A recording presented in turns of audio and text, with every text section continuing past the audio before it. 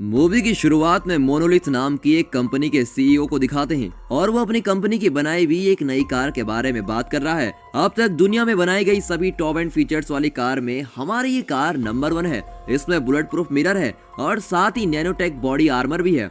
Real life situation में होने वाले लगभग 25 तरह के खतरों में इस कार के अंदर बैठे पैसेंजर को सुरक्षित रखने वाली टेक्नोलॉजीज इस कार में भरपूर है। यही नहीं, हमने इसमें वोल्ट मोड भी इंट्रोड्यूस किया है। अगर आप ये मोड ऑन कर देते हैं तो कोई भी किसी भी कीमत पर कार को नहीं खोल पाएगा। ये हम दावे के साथ कहीं पर भी कहने को तैयार हैं। सीईओ इस कार के सारे फीचर्स बड़े ही गर्व के साथ बता रहा होता है और आखिर में वो कहता है कि इस कार में लिल्थ नाम की एक आर्टिफिशियल इंटेलिजेंस सिस्टम भी है, जिसके माध्यम से जो चीजें की जा सकती हैं आप सोच भी नहीं सकते। सुनकर लगता है कि ये आयरन मैन के जार्विस सिस्टम जैसा एक आर्टिफिशियल इंटेलिजेंस सिस्टम है। एक और सीईओ इस कार की खूबियों को बढ़ा चढ़ाकर बता रहा होता है। तभी दूसरी ओर हमें वही कार हाईवे पे दिखाई जाती है। इस कार के अंदर हमारी मूवी की हीरोइन सैंड्रा को भी दिखाते हैं। सैंड्रा अपने 2 साल के बेटे डेविड के साथ अपनी माँ से मिलने जा रही होती है।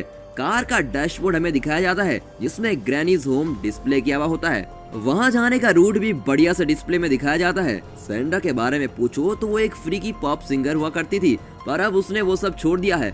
बच्चे के होने के बाद वो एक साधारण हाउसवाइफ बनकर अपनी खूबसूरत जिंदगी आराम से बिता रही है। पीछे से डेविड उसे प्यार से सैंड्रा सैंड्रा कहकर तुतला रहा होता है। लगता है उसने अभी हाल ही में बोलना शुरू किया है। सैंड्रा उसकी बात समझकर कहती है, ठीक है, तुम्हें गाना चाहिए ना, अभी तुम्हारा गाना लगा देती हूँ। ऐसा कहकर कार के अंदर कुछ अनोखी चीजें दिखाकर उसे एंटरटेन कराती है। तभी अचानक एक आवाज आती है, हेलो मैम, मैं हूँ लिल्थ, क्या मैं आपका नाम जान सकती हूँ? ये सुनकर सैंड्रा कहती है, अरे डेविड, देखा तुमने, हमारी कार बोलती भी है। फिर वो लिल्थ से कहती है, सिर्फ सैंड्रा ही कहो। लिल्थ चाहे कितनी भी धमाकेदार आर्टिफिशियल इंटेलिजेंस क्यों ना हो, पर वह इंसानों के दिमाग की बराबरी नहीं कर सकती, राइट? लिल्थ फिर पूछती है, ओके सैंड्रा, पीछे बैठा हुआ वो छोटा बच्चा कौन है? सैंड्रा बिल्कुल चकित हो जाती है और पूछती है, तुम्हें कैसे पता कि मेरे साथ कोई बैठा हुआ है? लिल्थ जवाब देती है कि उसके वेट के अनुसार अगर इतना वेट हो तो एक बच्चा ही हो सकता है, ऐसा मैंने गैस किया है। उसकी बात सुनकर सैंड्रा सोचती है कि ये तो बड़ी रोस्तम लगती है। इस तरह उन दोनों की बातें चल रही होती है। फिर सैंड्रा उससे पूछती है,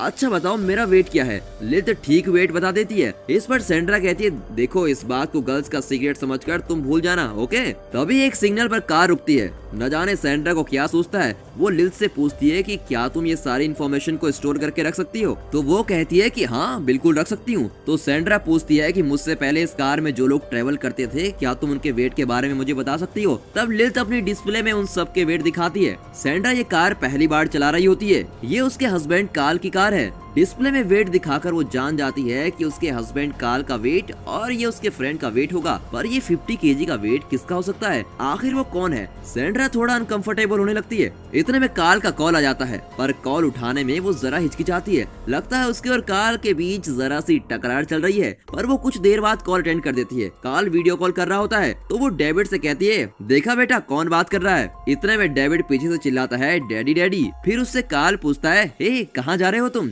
डेविड के कुछ बोलने से पहले सैंड्रा दूसरा सवाल करती है कि आप कहाँ हैं? तभी काल के रूम के पास से एक फ्लाइट के उड़ने की आवाज आती है। फिर सैंड्रा पूछती है, अच्छा तो फिर आप एयरपोर्ट के सामने वाले होटल में ही ठहरे हैं क्या? काल हाँ में जवाब देता है और कहता है कि हम यहाँ एक मीटिंग के लिए आए हैं, अब मुझे जाना होगा और लौटने में लेट हो जाएगी। सैंड्रा रूखी आवाज में बातें कर रही होती है। इस बीच वो अपना फोन डेविड को देती है और उसका फेवरेट गेम लगाकर उसको देती है। फिर वो काल से बात करने लगती है। तब काल पूछता है, तुम्हें कैसी लगी ये कार? जानती हो इसमें बहुत सारे फीचर हैं। इस कार को खरीदे हुए 3 ही दिन हुए हैं, पर तुम्हारा तो ये पहला ड्राइव है, कैसा लग रहा है तुम्हें? तो वो कहती है, एकदम सुपर्ब है। काल उसको और भी बातें बताता है, जैसे तुम इसके साथ अपना स्मार्टफोन भी कनेक्ट कर सकती हो और फिर तुम इस कार की हर चीज अपने फोन से ऑपरेट कर सकती हो। कुछ देर इन्हीं बातों में गुजर रही होती है। इतने में काल कहता है कि उसे काम है और अब उसे जाना होगा। फिर वो कॉल कट कर देता है। कट करके अगले सीन में सैंड्रा हाईवे के एक सुपरमार्केट में डेविड का डायपर चेंज कर रही होती है। तभी वहाँ 3 लड़कियाँ आती है। तीनों ही टीनेजर्स हैं और एक दूसरे का मजाक उड़ाती हुई फन लविंग टाइप की लड़कियां हैं। उन्हें देखकर सैंड्रा स्माइल करती है। फिर मुड़कर डेविड से कहती है, कुछ साल पहले तुम्हारी मम्मी भी ऐसे ही थी बेटा।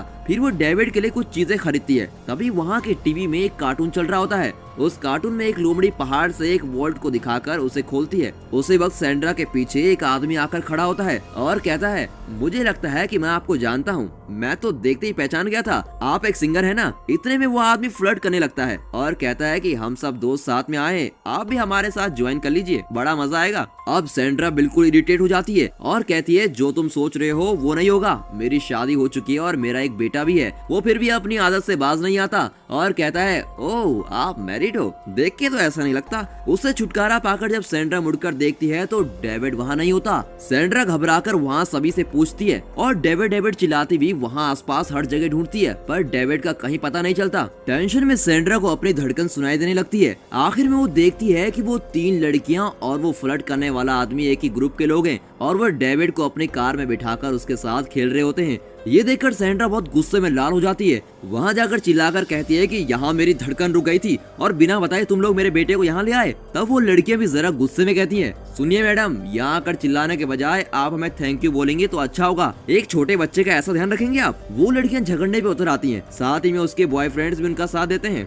गुस्से में आकर सैंड्रा डेविड को वहाँ से उठाती है और अपने कार में उसे बिठाकर खुद भी अंदर बैठ जाती है। फिर वो कार को अंदर से लॉक कर देती है। वो गैंग दरवाजा खोलने की बड़ी कोशिश करता है। इतने में सैंड्रा कार के अंदर वोल्ट मोड ऑन कर देती है। फिर वो लोग बाहर से कुछ भी नहीं कर पाते। फिर सैंड्रा वहाँ से निकल जाती है और हाईवे पर वापस पहुँच जाती है, लेकिन उसकी टेंशन अभी भी खत्म नहीं होती। ओके कूल डाउन ये कहकर वो अपने आप को शांत करने की कोशिश करती है। ठीक है चलो अब मम्मी का गाना सुनेंगे। ओके डेविड से ऐसी बातें करके उसका टेंशन थोड़ा खत्म हो जाता है और वो फिर से नॉर्मल होकर कार को चलाने लगती है। अभी उसकी फ्रेंड जैसा का कॉल आता है और दोनों सहेलियां देर तक बातें कर रही होती हैं। जैसा के बारे में कहें तो वो एक बहुत ही बड़ी फ्रीक है और लाइफ में किसी भी किस्म के कमिटमेंट से दूर रहना पसंद करती है। बातें करते हुए वो सैंड्रा को बताती है, मैं एक होटल रूम में ठहरी हूँ, कुछ देर में मैं अपने बैंड के बाकी साथियों के साथ मिलने जाऊंगी। यूं ही बातें करते करते सैंड्रा अपनी जगह पर पहुंच गई होती है। तब सैंड्रा पूछती है, जैसा तुम्हारा वेट क्या है? आपको तो पता चल ही गया होगा कि वो ऐसा क्यों पूछ रही है। जैसा हैरान होकर पूछती है, अचानक ये सवाल क्यों कर रही हो तुम? बस यूं ही, खैर छोड़ो उस बात को। ऐसा कहकर सैंड्रा फिर पूछती है कि अच्छा तुम कहाँ हो? वहाँ रूम में तुम्हारे साथ कोई और भी है क्या? सैंड्रा को लगता है कि वहाँ जैसा के सिवाय और कोई भी है। जैसा कहती है, अरे ये क्या आज तुम सवाल पे सवाल करी जा रही हो, छोड़ो भी। अभी सैंड्रा को वहाँ किसी के फ्लाइट की टेक ऑफ होने की आवाज आती है। बस काम तमाम हो चुका था। सैंड्रा को अब पक्का यकीन हो जाता है कि जैसा वहाँ काल के साथ है और वो उससे पूछ ही लेती है कि तुम वहाँ मेरे हस्बैंड के साथ हो ना। जैसा जरा नर्वस नजर आती है और कहती है, नहीं मैं अकेली हूँ। अच्छा अकेली हो तो फिर मुझे पूरा कमरा दिखाओ, ऐसा सैंड्रा कहती है। इतने में जैसा कॉल कट कर देती है। अब गुस्से में सैंड्रा का खून खौल रहा होता है और वो पीछे बैठे डेविड को भी डांट देती है। अब मैं और चुप नहीं रहूंगी, इन दोनों को रंगे हाथों पकड़ के ही रहूंगी। ऐसा सोचकर सैंड्रा कार में नई डेस्टिनेशन फिक्स करती है। अब वो लॉस एंजलिस जा रही होती है। रास्ते में वो काल को भी फोन करती है, पर वो कॉल नहीं उठाता। पीछे बैठा डेविड भी कुछ खास अच्छे मूड में नहीं लगता। इस सिचुएशन में सैंड्रा तेजी से कार चला रही होती है। इतने में लिल्थ फिर बात करने लगती है और कहती है, हमारे रास्ते में आगे एक बड़ा एक्सीडेंट हो गया है और बहुत ट्रैफिक भी है। उस ट्रैफिक को क्रॉस करके जाना हो तो हमें अपनी डेस्टिनेशन तक पहुंचने में 2-3 दिन लग जाएंगे। तो सैंड्रा पूछती है कि क्या कोई और रूट भी है, मुझे शॉर्टेस्ट रूट दिखाओ। लिल्थ कैलकुलेट करके बताती है कि यहाँ से 1000 फीट की दूरी पर एक टर्न है। अगर तुम वो टर्न ले लेती हो तो 50 मील की दूरी पर हम फिर एक हाईवे से कनेक्ट हो जाएंगे और फिर वहाँ से हम अपनी डेस्टिनेशन तक पहुँच जाएंगे। लिल्थ की बात मानते हुए सैंड्रा उस टर्न को ले लेती है और यही टर्न इस मूवी का भी एक टर्निंग पॉइंट होता है, क्योंकि थ्रिल की शुरुआत यहीं से होती है। ये एक सुनसान और रेगिस्तान जैसा रास्ता होता है और यहाँ वहाँ 1-2 पेड़ होते तो कोई और बात थी, पर ये पूरी जगह एकदम बंजर लग रही है। इसी के बीच सैंड्रा अपनी कार चला रही होती है और अंधेरा भी होने लगता है। रास्ते भर लिल्थ उससे बातें कर रही होती है। वो कहती है कि सैंड्रा तुम्हें तो पता है कि इसमें ऑटो पायलट भी है, तुम थक गई हो तो सो सकती हो, मैं ड्राइविंग को संभाल लूंगी। नहीं मैं मैनेज कर लूंगी, ऐसा कहकर सैंड्रा इनकार कर देती है। पर सैंड्रा अंदर से बहुत डिप्रेस्ड हो चुकी है, क्योंकि वो पहले से टेंशन में थी और अब वो इस अनजान रास्ते पर जा रही है जहाँ बंजर जमीन के सिवा और कुछ भी नहीं है। बहुत देर ड्राइव करने के बाद उसे दूर एक लाइट की रोशनी दिखती है। उसे जरा तसल्ली हो जाती है कि शुक्र है इंसानों के रहने की जगह लग रही है, शायद यहाँ कोई मिल जाए। ऐसा सोचकर वो पास पहुँचती है, पर वहाँ पहुंचकर पता चलता है कि वो एक पावर प्लांट है जहाँ सिर्फ ट्रांसफॉर्मर्स और बिजली के तार पड़े हुए हैं, किसी इंसान का नामो निशान नहीं है वहाँ। और ये देखकर तो वो और भी स्ट्रेस हो जाती है। वो फिर ड्राइव करने लगती है। कुछ देर की ड्राइव के बाद वो अपनी सिगरेट जलाती है और स्मोक करने लगती है। कुछ ही सेकंड्स के अंदर एक वार्निंग अलार्म बजने लगता है। वो उस हाई-फाई कार का स्मोक डिटेक्शन अलार्म होता है। तुरंत ही कार की सभी विंडो खुलने लगती है और अलार्म और जोर से बजने लगता है। चुटकी बजाने के अंदर लिल्थ चेतावनी देने लगती है कि कार को तुरंत सड़क के साइड में रोके और जल्दी जल्दी कार से बाहर चले जाइए। सैंड्रा थोड़ा इरिटेट हो जाती है और कहती है, अरे यहाँ कोई आग थोड़ी ना लगी है, ये तो मैं ही स्मोक कर रही हूँ, प्लीज अपना अलार्म बंद करो। एक और अलार्म की ऊंची आवाज और दूसरी ओर सैंड्रा के इंस्ट्रक्शन लिल्थ को यानी कि कार की आर्टिफिशियल इंटेलिजेंस को कंफ्यूज कर देते हैं। वो कहती है कि इंस्ट्रक्शन मेरी समझ में नहीं आ रहा है, आप प्लीज क्लियर इंस्ट्रक्शन दीजिए। सैंड्रा चिल्लाने लगती है, अलार्म को स्टॉप करो, सब कुछ स्टॉप करो, प्लीज सब कुछ स्टॉप करो। सैंड्रा को इस तरह टेंशन में चिल्लाते देख डेविड डर जाता है। तभी लिल्थ पूछती है कि क्या आपको मैनुअल मोड में जाना है, आर यू श्योर कि आपको मैनुअल मोड में ही जाना है? तो सैंड्रा जोर से कहती है कि हाँ मुझे मैनुअल मोड में ही जाना है। फिर वो एक बटन प्रेस करती है और आर्टिफिशियल इंटेलिजेंस को ऑफ कर देती है। अब कार के सारे ऑपरेशन आर्टिफिशियल इंटेलिजेंस के कंट्रोल से बाहर आ गए हैं और अब वो मैनुअल में चली गई है। इतने में डेविड डर के मारे रो रहा होता है। सैंड्रा और भी चिड़चिड़ी हो जाती है और टेंशन में चिल्लाते हुए कार चलाती है। अचानक कार के आगे कुछ आ जाता है और धड़ की एक आवाज आती है। मालूम होता है कि ये हिरन कार के नीचे आ गया है और टायर में फंस चुका होता है। अब डेविड और भी बिलखना शुरू कर देता है और वीजिंग का प्रॉब्लम होने के कारण उसकी हालत और भी बुरी हो जाती है। तब सैंड्रा उसका इनहेलर निकालकर उसको 2 पफ्स देती है और कहती है, डरो मत बेबी, सब ठीक हो जाएगा, ओके। उसे शांत करने के लिए उसे अपना मोबाइल देती है और कहती है, ये लो बेटा, तुम इसमें अपना फेवरेट टर्टल गेम खेलो, ओके। मॉम बस बाहर जाकर देखेगी कि क्या हुआ है और फिर हम यहाँ से निकल जाएंगे, ओके। ऐसा कहकर वो कार से उतरती है। बाहर आकर वो देखती है कि हिरन बुरी तरह से कार के पहिए के बीच फंस चुका है और दर्द के मारे तड़प रहा है। ये देखकर उसकी टेंशन और भी बढ़ जाती है। माथे पर हाथ रखती हुई चिल्लाती है, आज ये सब क्यों हो रहा है? इतने में कार का वार्निंग अलार्म भी बज रहा होता है क्योंकि डोर खुले हुए होते हैं। तुम कुछ देर चुप नहीं रह सकते क्या? ऐसा कहकर वो कार के दरवाजा बंद कर देती है। अब कार को चलाने के लिए उस हिरन को निकालना पड़ेगा, पर हिरन पहिए के बीच में बहुत ज्यादा फंस चुका होता है। उसे बाहर निकालने के लिए सैंड्रा वहां पास के एक लंबी लकड़ी को लेकर आती है। तब क्या होता है कि अंदर बैठा हुआ नटखट बच्चा टर्टल गेम खेलने के बजाय उस कार के ऐप को खोल देता है। कार उस ऐप के साथ कनेक्ट हो जाती है। फिर वो ऐप के सारे ऑप्शन देखता है और आखिर में वो कार का वोल्ट मोड ऑन कर देता है। ये देखकर हमारे मन में आता है कि अबे तुझे ऑन करने के लिए कुछ और नहीं मिला था क्या? उस ऑप्शन को ऑन करते ही सारे डोर्स लॉक हो जाते हैं, सारी विंडोज खुद ब खुद बंद होने लगते हैं। विंडोज और डोर के बंद होने की आवाज सुनकर सैंड्रा का तो जैसे दिल बाहर आ गया हो। वो कार के डोर की तरफ भागती है और किसी तरह विंडो के बंद होने के पहले उस छड़ी को अंदर घुसा देती है,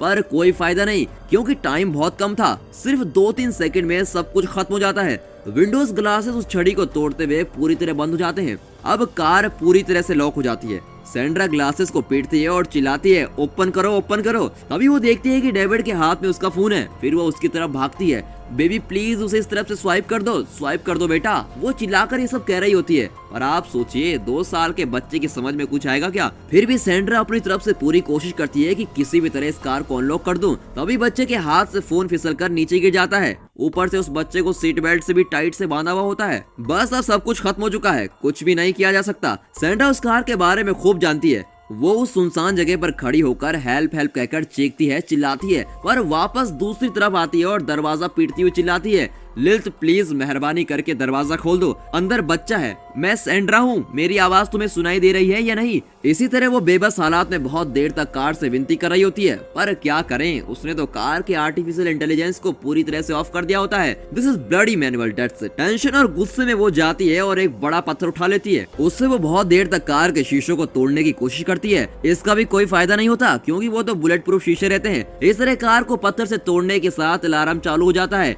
इन सब के बीच अंदर बैठा डेविड चीखने लगता है। वीजिंग के कारण वो हांफने लगता है। उसकी खराब हालत और भी खराब होने लगती है। अगर वो ज्यादा देर तक हांफेगा या रोएगा तो उसके लिए अच्छा नहीं होगा, इसीलिए किसी तरह उसका रोना बंद करवाना होगा। ये सब सोचकर सैंड्रा उसकी तरफ आती है और पी का बू कहकर उसके साथ लुका छिपी खेलना शुरू करती है। अंदर हंसते देख डेविड भी हंसने लगता है। डेविड को देखकर वो हंसती है, पर जब उसे छुपती है तो वो घबराकर रो रही होती है। इस तरह खेल खेल में डेविड का रोना बंद हो जाता है। फिर वो कहती है, देखो बेटा तुम यही रहना, मम्मी तुम्हें छोड़कर कहीं नहीं जाएगी, मैं बस थोड़ी दूर जाकर देखूंगी कि मदद करने वाला यहाँ कोई है कि नहीं। फिर वो कार से थोड़ी दूर चलने लगती है। वहाँ कुछ भयानक आवाजें आ रही होती है। कहीं से सियार की चीखने की आवाज आ रही होती है। चलते चलते वो उसी पावर प्लांट के पास जाती है और हेल्प हेल्प कहकर चिल्लाती है। वहाँ इंसान के नाम के वास्ते मक्खी मच्छर भी नहीं होते, बाहर ताला भी लगा होता है। ये देखकर वो फेंस पर चढ़ जाती है, शायद अंदर कोई मदद मिल जाए। फेंस पर चढ़ते चढ़ते उसके हाथ छिल जाते हैं और वो किसी तरह अंदर कूद जाती है। अंदर वो एक कमरे में पहुंचती है और वहाँ की लाइट ऑन करती है। कमरे में जाकर उसके चेहरे पर 1000 वॉट का बल्ब जलने लगता है और वो खुश हो जाती है। पता है क्यों? क्योंकि वहाँ पर एक फोन होता है। वो उस फोन को उठाकर हेलो कहती है। तब उसमें से वॉइस मेल के मैसेज आने लगते हैं। वो सोचती है कि इन सब मैसेज के आने के बाद मैं कॉल करूंगी, मैसेज के खत्म होने का इंतजार करते करते उसके चेहरे की खुशी धीरे धीरे फीकी पड़ती नजर आती है। उस फोन के वॉइस मैसेज में कहा जाता है कि ये प्लांट पूरी तरह से बंद हो चुका है, अब यहाँ कोई काम नहीं होता, यहाँ का फोन कनेक्शन और नेटवर्क अब काम नहीं करते। इतना सुनकर सैंड्रा गुस्से में उस फोन को हथौड़ा मारती है। गुस्से में वो आउट ऑफ कंट्रोल हो रही होती है। फिर वो कमरे में और कोई काम की चीजें ढूंढती है। उसे एक टॉर्च मिलती है, वो उसे उठाकर रख लेती है। कुछ काम की चीजें वहाँ मिलती हैं और उन सबको उठा लेती है। फिर वो वहाँ रखे एक फायर एक्सटिंग्विशर को उठाने की कोशिश करती है, पर वो बहुत भारी होता है, इसलिए उसे छोड़ देती है। फिर वो एक स्पैनर उठाती है। यहाँ और देर रुकने से कोई फायदा नहीं, ऐसा सोचकर वो सारी चीजें बटोरती है और वहाँ से निकलती है। बाहर आते ही उसे किसी भयानक जानवर के घुराने की आवाज आती है। तभी वो टॉर्च चलाती है और अपने आसपास देखती है। अचानक वो किसी चीज को देखती है और वो एकदम घबरा जाती है और वहाँ से भागना शुरू कर देती है। भागकर अपनी कार की ओर आती है और कार के ऊपर चढ़कर बैठ जाती है। डेविड अंदर बैठकर उसे देखकर मम्मी मम्मी कहकर हंसने लगता है,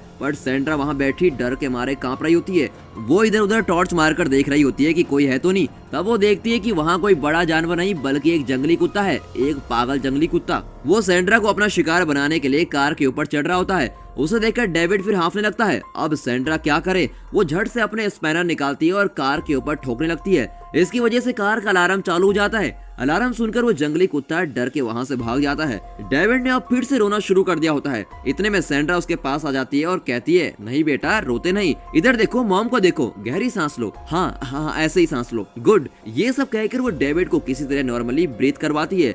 बेचारी सैंड्रा बहुत थक चुकी होती है और सोच नहीं पाती कि आगे क्या करूं। वो कार के इर्द गिर्द चलना शुरू करती है। फिर वो अपनी सिगरेट जलाती है और स्मोक करती है। सोचते सोचते कार के बोनट पर लेट जाती है और आसमान को ताकने लगती है। लेटे लेटे सोचती है, क्या काल मुझे लेने आएगा? अभी तक तो उसका कॉल आ जाना चाहिए था। नहीं नहीं नहीं, यहाँ तो सिग्नल भी नहीं मिलेगा, जरूर उसने मेरे घर में फोन किया होगा। फिर वो अपने बेटे को कहती है कि बेटा पापा हमें ढूंढते हुए जरूर आएंगे, घबराना नहीं। तभी उसे एक बात अचानक याद आती है। इस सड़क पर मुड़ते हुए उसने एक बोर्ड देखा था जिस पर किसी एयरपोर्ट का जिक्र किया हुआ था। हाँ यार, उसमें तो एयरपोर्ट ही लिखा हुआ था। ये बात वो डेविड के साथ शेयर करती है। डेविड सुनो बेटा, मेरे ख्याल से यहाँ कुछ ही दूर पर एयरपोर्ट है, वहाँ से हमें मदद मिल सकती है। डेविड कहती हुई वो टॉर्च जलाकर देखती है तो वहाँ डेविड नहीं होता। ये देखते ही हमारा दिमाग भी सुन्न हो गया था। सैंड्रा टॉर्च की रोशनी में फिर देखती है तो पता चलता है कि एक तरफ का दरवाजा खुला है। वो दरवाजे के पास जाती है और डेविड कहकर अंदर टॉर्च मारती है। वहाँ देखती है कि एक पर्वत शिखर पर डेविड बैठा हुआ है। चौंक कर सैंड्रा डेविड कहकर चिल्लाती है। फिर उसकी आंख खुलती है और एक्चुअली वो बोनट पर लेटे हुए सपना देख रही थी। वो उठकर आती है और डेविड को देखती है। वो आंखें झपकाता हुआ बैठा हुआ होता है। सैंड्रा उससे पूछती है कि बेटा तुम ठीक तो हो ना? कार के अंदर बहुत गर्मी होती है। बाहर की सारी गर्मी कार के अंदर उतर रही होती है। ऊपर से उसे कोट भी पहनाया हुआ होता है। ये देखकर सैंड्रा सोचती है, आज मैंने एक भी काम ठीक से नहीं किया। फिर डेविड से कहती है, बेटा अपनी जैकेट उतार दो, वो देखो वहाँ जिप है, उसे खोलो। पर वो बेचारा क्या समझ पाता। इतना ही नहीं, सीट बेल्ट लगाकर उसे बहुत टाइट बांधा हुआ होता है। वो भी कुछ चिड़चिड़ा होने लगता है। कुछ देर हंसता है तो कुछ देर रोता है। फिर नीचे गिरे हुए फोन को उठाने की कोशिश करता है। इतने में सैंड्रा कहती है, देखो स्वीटी, तुम उसे नहीं निकाल पाओगे, पर मेरे पास एक अच्छा आइडिया है। यहाँ पास ही कोई एयरपोर्ट है, हमें वहाँ से जरूर कोई मदद मिल सकती है। तभी सैंड्रा महसूस करती है कि कार इतनी गर्म है, लगता है उबल रही है। तभी वो अपनी शर्ट निकालती है और कार के सनरूफ पर बिछा देती है और डेविड से कहती है, अब थोड़ी देर के लिए गर्मी कम हो जाएगी, मम्मी अभी वापस आ जाएगी, ओके। डेविड रोना शुरू कर देता है, पर सैंड्रा को दूसरा कोई रास्ता नहीं होता और वो दिल पर पत्थर रखकर वहाँ से निकल जाती है। बेचारी सैंड्रा एयरपोर्ट को तलाशते हुए वहाँ चली जाती है। वो चलती जाती है, न जाने कितने घंटों तक चलती है। वो बहुत थक जाती है, ऊपर से सख्त धूप और एकदम सुनसान और बंजर जगह। थकान के मारे वो कुछ बड़बड़ाती भी चली जा रही है। जब हम घर वापस लौटेंगे ना बेटा, तो तुम्हारे पास एक सुपर कहानी होगी बताने के लिए। जब तुम स्कूल जाओगे तो तुम वहाँ भी ये कहानी शेयर करना और मम्मी तुम्हें ये कहानी सुनाएगी, ओके। इस तरह बड़बड़ाती भी वो चली जाती है। तभी अचानक एक जगह पर उसे एक नदी के बहने की आवाज आती है। थैंक गॉड, पानी। सैंड्रा उस नदी के पानी से अपने आप को ठंडा करती है। फिर वो थोड़ा पानी पी लेती है। पानी बिल्कुल भी पीने लायक नहीं होता, पर सैंड्रा ठान लेती है कि उसे किसी भी हालत में डेविड को सुरक्षित घर पहुंचाना है। वो फिर से आगे चलने लगती है। पहाड़, पथरीला रास्ता, बंजर जमीन इत्यादि को पार करके वो किसी तरह उस एयरपोर्ट के बोर्ड को देख लेती है। बोर्ड देखते ही सैंड्रा के चेहरे पर एक अलग ही खुशी होती है। बोर्ड से आगे वो जब उतरकर देखती है तो उसे फिर से एक झटका लगता है। बात ये होती है कि वो बहुत समय से बंद पड़ा है। फिर भी वहाँ एक प्लेन खड़ा होता है, जिसे देखकर सैंड्रा की आशा बढ़ने लगती है। फिर पास जाके पता चलता है कि वो प्लेन भी एयरपोर्ट की तरह बिल्कुल खराब है। प्लेन के अंदर जाकर सैंड्रा ढूंढने लगती है कि कुछ काम की चीज मिल जाए। वहाँ उसे 2-3 शराब की बोतलें मिलती है, जिनमें से वो थोड़ा पी लेती है। वो बहुत ही मायूस हो जाती है और प्लेन की एक सीट पर बैठकर रो रही होती है। तब वो अपने हाथ में रखी शराब की बोतल और लाइटर को देखती है। उसे वहाँ कुछ पुराने टायर्स दिखते हैं और वो उन पर शराब डालकर उनको जला देती है। फिर वो सिर्फ पानी के कैन लेकर वहाँ से जाने लगती है। उसका आइडिया ये था कि टायर्स के जलने से जो धुआं निकलेगा उसे देखकर वहाँ उसकी मदद के लिए कोई आएगा। वो कई घंटे चलकर वापस उस नदी पर पहुंचती है और उस कैन में पानी भर लेती है। कैन बहुत भारी होता है और वो बड़ी मुश्किल से उसे उठाकर चल रही होती है। उसे देखकर हमें भी उस पर तरस आता है। बहुत दूर इसी तरह चलने के बाद अब ना तो उसके शरीर में और ना ही उसके मन में शक्ति बची है। वो कैन को नीचे फेंकती है और उसे पैर से लुढ़काती हुई चली जाती है। कार के कुछ पास आते आते वो देखती है कि उसकी टी शर्ट नीचे गिरी पड़ी है। ओह नो, पता नहीं बेचारे डेविड का क्या हाल हुआ होगा। पता नहीं ये टी शर्ट कार के ऊपर से कैसी गिरी। ऐसा सोचते हुए वो कैन को उठाकर बहुत तेजी से कार की ओर भागने लगती है। वहाँ पहुंचकर देखती है कि कार के अंदर डेविड सख्त गर्मी से एकदम लाल हो चुका है। अंदर का टेम्परेचर बहुत ही ज्यादा हो चुका होता है। ये देखकर सेंड्रा बहुत ही नर्वस हो जाती है। बच्चे को बचाने की कोशिश में वो उस कैन का पानी कार के ऊपर डाल देती है ताकि अंदर का टेम्परेचर थोड़ा कम हो जाए। इतनी ज्यादा गर्मी के कारण डेविड बेहोश हो जाता है। बाहर से सेंड्रा को उसकी हालत का कुछ पता भी नहीं चलता। पता नहीं बेचारा किस हालत से गुजरा होगा और कब बेहोश हुआ होगा। वो उन सारे ऑप्शन के बारे में सोचने लगती है जिनसे डेविड को वापस होश में लाया जा सकता है। झट से उसे एक बात याद आती है। जब वो अंदर स्मोक करने लगी थी तभी तुरंत कार की विंडोज खुल गई थी और किसी तरह कार के अंदर धुआं पहुंचाया जाए तो विंडो खुल जाएंगी। वो ऐसा सोचकर पास की लकड़ियां, पेड़ पौधे सब जलाने लगती है और कार के एक वेंट के पास दिखाती है। जैसा वो चाहती थी वैसा ही हो रहा था। धुआं कार के अंदर जा रहा था और स्मोक डिटेक्टर उसे डिटेक्ट भी कर रहा था।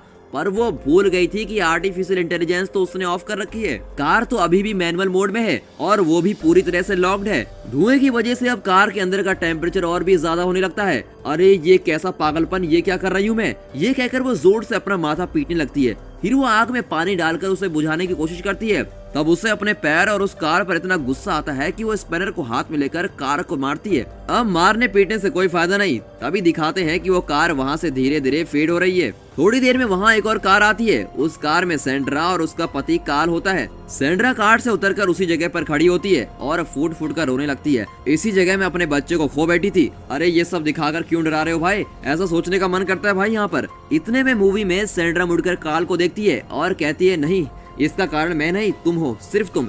ऐसा कहकर वो और रोने लगती है। कट करके दिखाते हैं कि ये भी एक सपना होता है। कार को स्पैनर से मारते हुए वो थक गई होती है और वो सो जाती है। आंखें खुलते ही वो फिर डेविड को आकर देखती है। टेम्परेचर अब बहुत ही ज्यादा हो चुका होता है। साफ साफ नजर आ रहा होता है कि बेचारे डेविड की जान अब धीरे धीरे निकल रही है। सेंड्रा बहुत रोती है। उसके दिमाग ने काम करना बिल्कुल बंद कर दिया होता है। तभी वो देखती है कि डेविड के हाथ की उंगली जरा हिलती है। उसे थोड़ा चैन आता है कि शुक्र है मेरा बच्चा अभी भी जिंदा है, इसे किसी भी तरह इस कार से बचाना ही होगा। ऐसा सोचते हुए वो पीछे मुड़ती है तो देखती है कि वो रात वाला पागल जंगली कुत्ता वहाँ खड़ा है। हर गुजरते मिनट के साथ हालत और भी खराब होते जा रहे होते हैं। अब कुत्ता सेंड्रा को काटने के लिए उसकी ओर दौड़ता है। अब आगे क्या होगा? जब हम ये सब सोच रहे होते हैं तब सेंड्रा भी यही सोच रही होती है। वो कार के ऊपर चढ़ने की सोचती है पर कार बहुत ही गर्म होती है। सेंड्रा झट से कार के नीचे चली जाती है। कुत्ता कार के चारों ओर घूम रहा होता है। सेंड्रा कार के नीचे डरी सहमी छुपी होती है। कुछ देर कुत्ता उस कार में फंसे हुए हिरन को खींचता है। एक्चुअली कार वहाँ अटकी उस हिरन की वजह से थी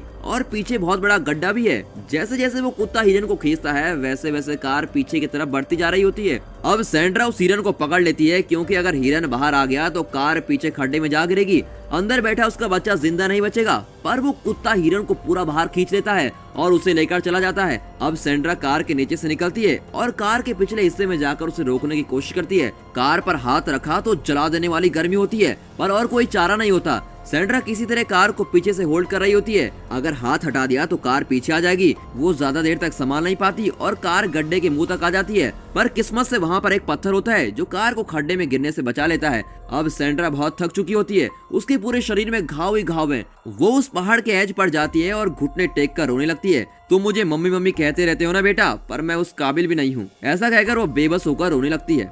दूसरी ओर वो कुत्ता हिरन को काट कर खा रहा होता है। मुझे कुछ करना होगा, कुछ करना ही होगा। इस तरह सोचते हुए सेंड्रा को एक आइडिया आता है। अब वो उस कुत्ते को देखती है और उसे सुपरमार्केट में टीवी पर दिखाए गए कार्टून की याद आती है। उसमें वो लोमड़ी पहाड़ से गिरकर एक वोल्ट खोलता है। तब उसे ख्याल आता है कि इस कार में 25 से भी ज्यादा डिजास्टर से बचने के उपाय डिजाइन किए गए हैं, जैसे सुपर सस्पेंशन इत्यादि। इसके फीचर में एक ये भी होता है कि चाहे कितनी भी हाइट से नीचे गिरे ये कार फिर से अपने आप को सीधे बैलेंस कर सकती है। इसके फीचर के बारे में सेंड्रा सोचने लगती है। कार के अंदर डेविड की जान धीरे धीरे निकल रही होती है, लेकिन अब और कोई रास्ता नहीं बचा होता। सेंड्रा डिसाइड करती है कि वो रिस्क लेगी और कार को उस खड्डे में ढकेलेगी। वो फ्रंट बोनट पर अपना पैर रखती है और जोर से धक्का देती है। उसकी पीठ जलने लगती है, पर फिर भी कार पीछे की ओर नहीं जाती। पीछे जिस पत्थर के बल पर कार रुकी हुई है उसे हटाना होगा। तब सेंड्रा देखती है कि उसका स्पैनर उस जगह पर पड़ा हुआ है जहाँ वो पागल कुत्ता हिरन को खा रहा होता है।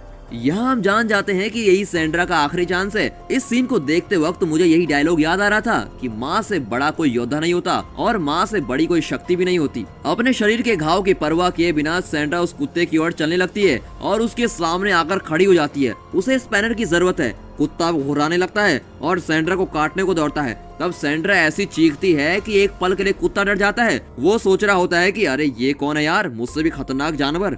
सेंड्रा और चिल्लाकर उस कुत्ते पर अपना गुस्सा उतारती है। जान बचाकर कुत्ता वहां से भाग खड़ा होता है। अब वो स्पैनर उठाकर कार के पास आती है और उस पत्थर को तोड़ती है। फिर वो कार को धक्का देने लगती है। आप जरा सोचिए सिचुएशन को। सेंड्रा का इस कार की टेक्नोलॉजी पर विश्वास और उसके सोचने का लॉजिक भले ही ठीक हो, पर कार के अंदर 2 साल का बच्चा भी है। उस माँ के दिल की घबराहट और कंफ्यूजन इस सीन में दिखाया गया है। उस पहाड़ के ऊपर से कार गिरने लगती है और सेंड्रा के हाथ से कार छूटने लगती है। जब कार गिरने लगती है तो वो जमीन पर कहीं टच नहीं होती। इसे सेंस करके कार की कई सेटिंग एक्टिवेट होने लगती है। यही नहीं, तभी कार का सस्पेंशन हमें दिखाते हैं। कार के गिराव के अनुसार उसका सस्पेंशन भी बदलने लगता है। वो नीचे गिरकर चूर चूर होने लगती है और वो जगह धुएं से भर जाती है। पहाड़ के ऊपर से इसे देखते हुए सेंड्रा का दिल रुक जाता है। घबराती हुई वो नीचे उतरती है। पत्थर और चट्टान से टकराकर घायल होती हुई वो कार की ओर जाती है। वहां जाकर देखती है कि कार बड़ी अच्छी तरह से एक सेफ जगह पर लैंड हुई है। रोती भी वो कार के पास जाती है तो देखती है कि इस कार की इमरजेंसी के लिए डिजाइन की गई उस कार के दरवाजे ऑटोमेटिकली खुल गए हैं। कार के अंदर से वो अपने बेटे को उठाती है। बच्चे की हालत बदतर हो चुकी होती है। सेंड्रा की कुछ समझ में नहीं आता। वो बच्चे को लेकर एक और आती है और फूट फूट कर रोने लगती है। डेविड को बाहर तो ले आई, पर अब उसे हॉस्पिटल कैसे पहुंचा जाए? कितनी वेदना में होगी वो माँ। कार भी टूट गई, अब सेंड्रा क्या करेगी? वो बेचारी रो रही होती है। तभी हमें कार के अंदर दिखाते हैं। पूरी मूवी में सिर्फ इस सीन में ही हमें असल में दिखाया जाता है कि आपातकाल में ये कार किस तरह से मदद कर सकती है। एक्चुअली कार अब रिबूट होने लगती है। सारी सेटिंग्स रिबूट हो जाती है। तब वो कार एक और सिग्नल देती है कि वो पहले की तरह ड्राइव करने लायक हो गई है। तभी सेंड्रा आंसू पोंछती भी आती है और कार के अंदर बैठती है। फिर वो कुछ सेटिंग चेंज करती है, जिसके बाद कार एक्टिवेट हो जाती है। गुड इवनिंग मैम कहकर ललित भी एक्टिवेट हो जाती है। सेंड्रा देर किए बिना मैप को सेट करती है।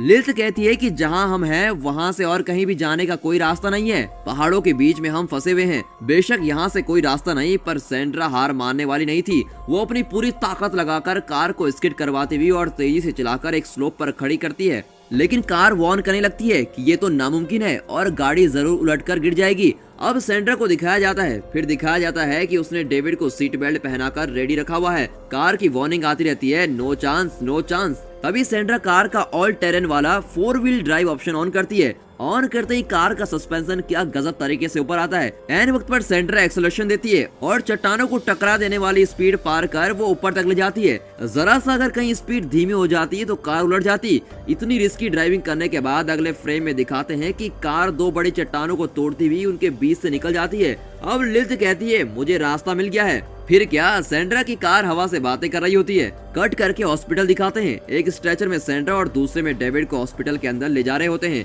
बेटे को इस हालत में देखकर सेंड्रा अपने को कंट्रोल नहीं कर पाती। फिर दिखाते हैं कि सेंड्रा आंखें खोलकर देखती है कि वो हॉस्पिटल के बेड पर लेटी हुई है। पास ही दूसरे बेड पर डेविड लेटा हुआ है। उसका सांस लेना भी नजर नहीं आ रहा है। सेंड्रा रोने लगती है। तब डेविड उसकी तरफ मुड़कर धीरे से कहता है, सेंड्रा। तब दिखाते हैं कि सेंड्रा एक लंबी सांस लेकर स्माइल करती है। वह इसे कहते हैं यार्ड सीन। और ये मूवी यहाँ खत्म हो जाती है। तो बताइए कैसी लगी आपको? फैंटास्टिक और थ्रिलिंग थी ना? तभी हम कहते हैं कि मिस्टर हिंदी रॉकर्स देखते रहें। अपने फ्रेंड्स ग्रुप में भी शेयर कीजिए, अपनी फैमिली को भी ये वीडियो दिखाइए। So once again this is your mister Hindi rockers. अगर आपने अभी तक चैनल को सब्सक्राइब नहीं किया है तो प्लीज सब्सक्राइब कर दीजिए और उस बेल आइकन को भी क्लिक कर दीजिए ताकि हमारी सारी वीडियोस आप तक झट से पहुंच जाए। And finally thanks for watching.